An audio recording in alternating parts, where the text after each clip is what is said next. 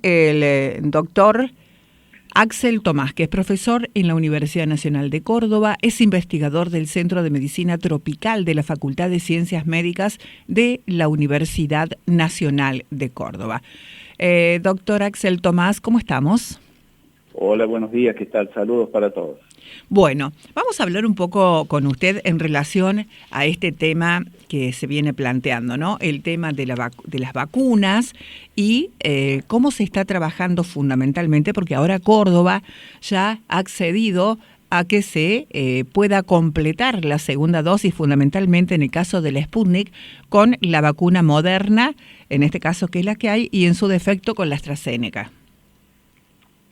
Sí, bueno, es una necesidad emergente del contexto mundial, de la situación epidemiológica, digamos, del desafío que implica la variante Delta y la necesidad de cubrir más rápidamente con un esquema completo, es decir, con pauta completa a la población para tener mejor cobertura y que estemos más eficientemente protegidos. Y que estas posibilidades de combinar, que para contarles un poquito más, las combinaciones parten en Europa, ¿no? Y entonces aquellos personas que habían recibido AstraZeneca le dieron la segunda dosis de Moderna, es decir, una vacuna sintética, y esta combinación de las plataformas que son heterólogas diferentes se vio que tenía una mejora, es decir, que potenciaba al sistema inmunitario. Y bueno, casualmente se ha publicado muy recientemente un estudio que habla, en una de las revistas más prestigiosas del mundo, que habla de este beneficio, ¿no? Es decir, que con resultados muy auspiciosos de eficacia. Así que en ese marco se da esta posibilidad de empezar a combinar. La provincia de Córdoba, la ciudad de Córdoba, inicia un estudio grande con voluntarios para tener mayores resultados y más precisiones acerca de la posibilidad de estas combinaciones en nuestro medio, es decir, con aquellos que no habían recibido el segundo componente de Sputnik, la posibilidad de alguna de las otras vacunas que disponen.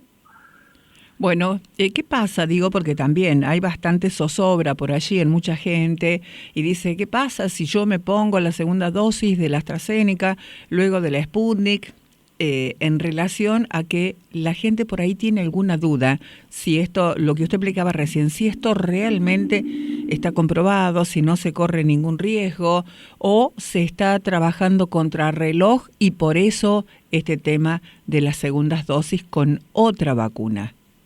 Sí, eso para llevar tranquilidad a la población, es decir, se van a hacer estos estudios rápidos, de muy poquitos días, y sí. se va a inscribir a estos voluntarios, eso ya está en curso, y entonces se van a hacer los ensayos clínicos, ¿no? Para que la gente comprenda esto y se van a valorar los resultados, es decir, el efecto que tenía no solamente los eventos indeseables para que certificar de que no hay reacciones adversas graves, etcétera, sino que también se va a monitorear en todos estos voluntarios cómo ha sido la respuesta inmunológica, es decir, cómo han reaccionado estos individuos, es decir, para dar las garantías a la población de que las combinaciones son seguras, es decir, no se van a hacer así. Por eso es un estudio que ya tiene incluso 2.000 voluntarios inscritos. Se va a cerrar con menos cantidad, ¿no? Pero se va a hacer un corte rápido en muy poquitos días, se les van a dar las combinaciones, se van a valorar esos resultados de seguridad y eficacia, y con esos resultados en las manos ya se va a disponer y se va a indicar eventualmente estas combinaciones. O sea, que la población se quede tranquila, que va a ser con la garantía del caso. Bien. ¿Qué diferencia, me preguntan aquí, si el doctor puede explicar qué diferencia hay entre la AstraZeneca y la Moderna? Son dos plataformas distintas. El Moderna o Pfizer, BioNTech, son las vacunas más novedosas, más nuevas, el último desarrollo de la tecnología, son vacunas sintéticas, tienen otro tipo de desarrollo. Y las otras tienen plataformas que son mucho más conocidas, AstraZeneca o la misma plataforma de Sputnik, que son similares, cambian los adenovectores, es decir, son soportes de adenovirus en el caso de Sputnik, de adenovirus humanos, que no son replicantes y que no nos hacen nada, y le ingresan la partecita del antígeno, de la espiga viral para desarrollar esa respuesta del sistema inmune. Y una tecnología, en el caso de Sputnik o AstraZeneca, ya muy probada, tiene más de 2 décadas de desarrollo, se han desarrollado otras vacunas, es decir, que tiene que tener la gente ahí también la certeza y la tranquilidad que son vacunas ya muy probadas. Por ejemplo, el Instituto Gamaleya, que es el que desarrolla la Sputnik, ya ha desarrollado 3 vacunas, por ejemplo, contra el ébola, con la misma plataforma. Sí, sí.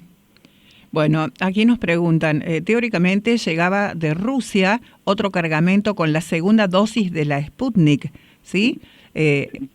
A nosotros nos han dicho que nos conviene esperar la segunda dosis de la Sputnik. Bueno, aquí me mandan la información también vía mensaje.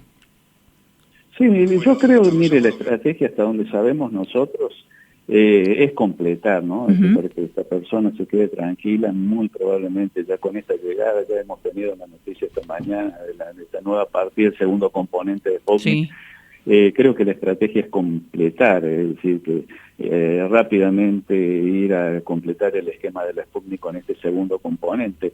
Así que creo que eso en la prima fase se va a desarrollar así, o sea que esta persona tendría que esperar a que la llamen a concurrir al segundo componente. Ahora, si de última esto no se diera, bueno, ahí ya la citarán sobre esto que le decía antes, una vez que tenga los resultados de la combinación para la segunda dosis eventualmente con alguna combinación. Pero creo que la voluntad en primer lugar es completar los esquemas de la pauta de acuerdo a el esquema original, ¿no? Bien, aquí también me preguntan por qué en realidad la AstraZeneca es una de las vacunas que genera más problemas después de colocada, ¿sí?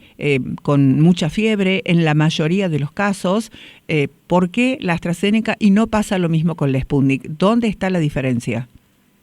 Bueno, en primer lugar son dos farmacéuticas distintas, la AstraZeneca desarrollada en la Universidad de Oxford, sí. Y es otra plataforma parecida a la Sputnik, pero es otro adenovector, y bueno, tiene otro desarrollo y otro origen, ¿no? Entonces sí se han visto algunos episodios adversos en bajo porcentaje, algunas reacciones indeseables en baja proporción. Pero en cuanto a la fiebre y eso es importante que nosotros digamos, allá de estos eventos indeseables graves que había en pocos casos con la AstraZeneca. Normalmente cuando uno tiene estas manifestaciones como fiebre, dolor de cabeza o malestar general o cansancio, astenia, etcétera, eso es señal de que la vacuna está haciendo su trabajo, es decir, que está estimulando convenientemente el sistema inmune y eso está originando toda la respuesta y la producción de anticuerpos, o sea que la gente tiene que quedarse tranquila, y que tenga un poco de estas manifestaciones, eso es señal de que la cosa va bien. Es decir, cuando uno está perfectamente, bueno, no está actuando la vacuna, o sea que en ese sentido hay que quedarse tranquilo. Pero bueno, sí, hay unas posibilidades, incluso con la misma Pfizer hubieron algunas reacciones adversas, pero son menores, ¿no? Y en el gran porcentaje, imagínense que ya llevamos cientos de millones de dosis son en baja proporción. Es decir, lo que nosotros hemos visto en nuestro medio es que todas las vacunas han sido bien toleradas. Perfecto. ¿Es real que la vacuna Sputnik genera más inmunidad que las otras vacunas? Bueno, tienen todas excelentes niveles de inmunidad, de respuesta inmune. Sí. Muy buenos resultados. La Sputnik y la de Pfizer son dos de las que generan más, es decir, respuesta inmunitaria.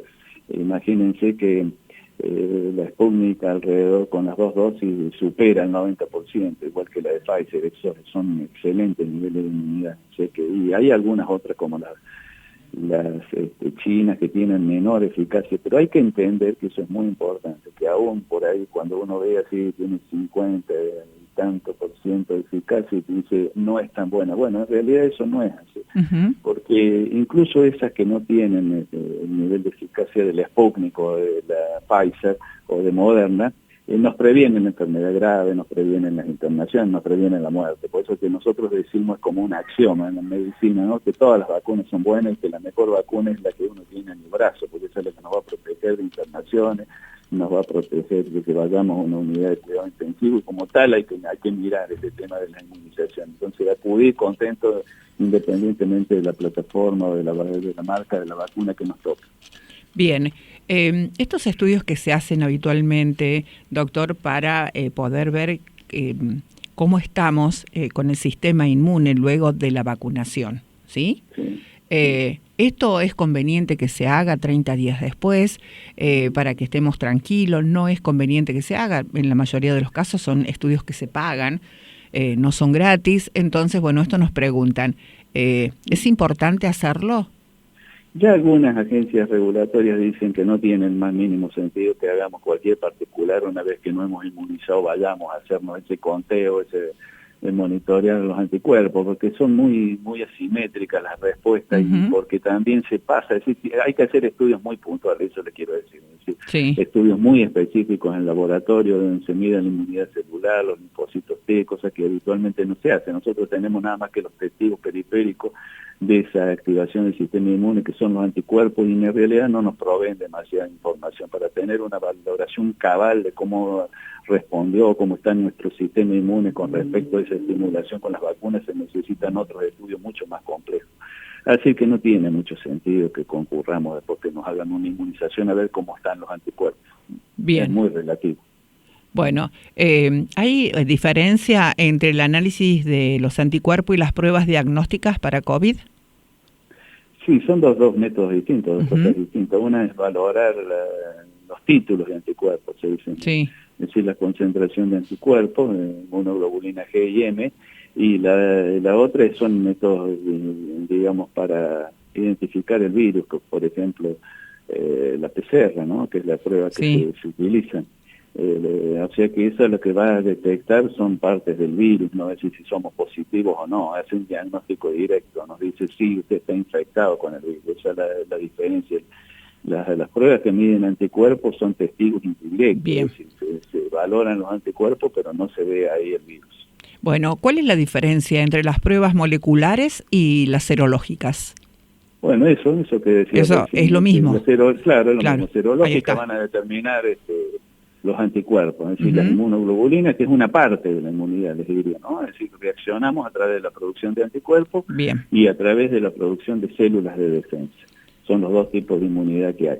Y la otra prueba, que es la prueba más común, hay otras pruebas que son la determinación de antígenos rápida, pero digamos, la que arroja más certeza es la PCR, esa, como les decía recién, permiten determinar si tenemos el virus o no. Sí, bien. Bueno, frente a toda esta realidad y como estamos caminando, ¿no?, por el mundo en general y por Argentina en particular, también creo que debemos ser conscientes de que más allá de que nos vacunemos, que tengamos la primera dosis, aunque hayamos tenido ya COVID o que no se haya tenido y está en las segundas dosis. Usted hablaba al principio de esta alerta importante porque en Córdoba ya tenemos casos, no sé si en realidad se dan a conocer desde el gobierno de la provincia todos los casos reales, pero sí que está instalado ya esta cepa que es la del Delta.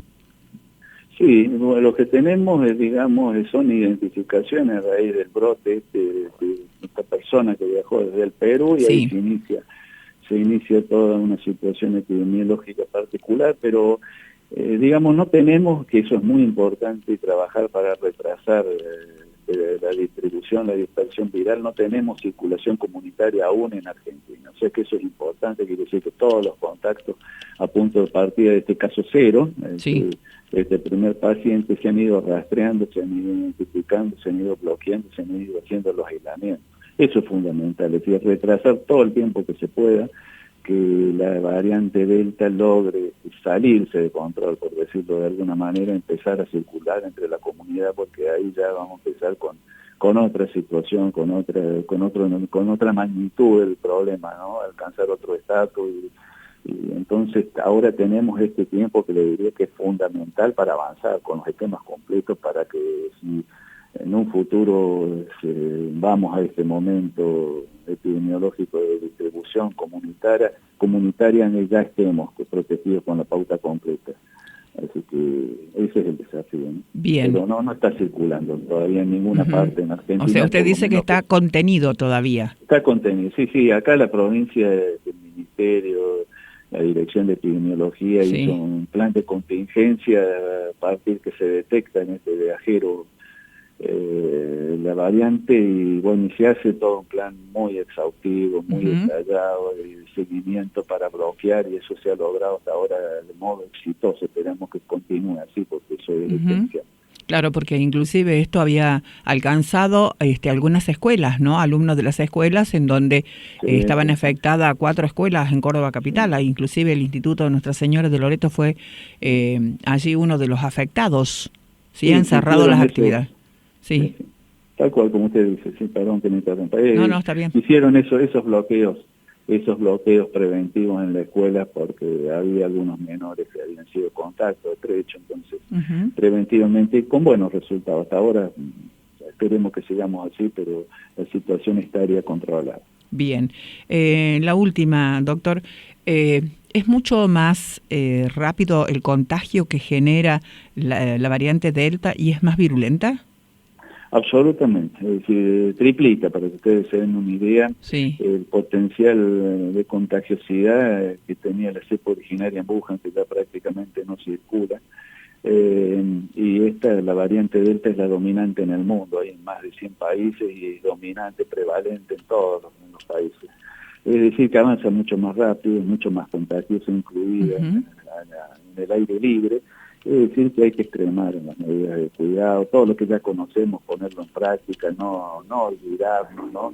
Y algunas cuestiones que son fundamentales, que por ahí las dejamos de lado, no lo hacemos, no adherimos a las pautas, ¿no? Convenientemente.